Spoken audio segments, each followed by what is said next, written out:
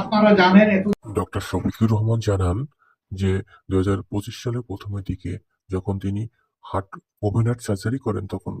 বিভিন্ন দেশের কূটনীতিকরা তার সাথে দেখা করেন। এর মত অবস্থায় তার সাথে ভারতীয় একজন কূটনীতিক দেখা করেন এবং বিভিন্ন দেশের রাজনৈতিক বিষয়ে কথা বলেন।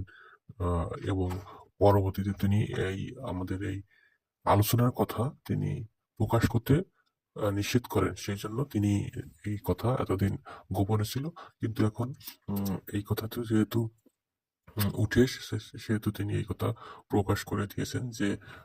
ভারতের এক কূটনীতিক তার সাথে তার অসুস্থতার পরে তার সাথে দেখা করেন এবং পরবর্তীতে তার সাথে রাজনৈতিক বিষয়, দেশের আগামী দিনে রাজনীতি কি হবে,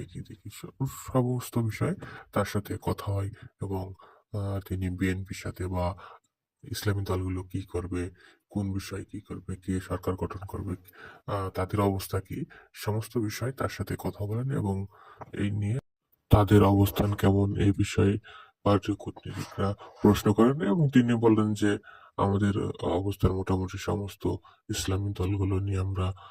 জাতীয় সরকার গঠন করতে চাই, সেক্ষেত্রে আমরা সেই আলোকে কাজ করে যাচ্ছি।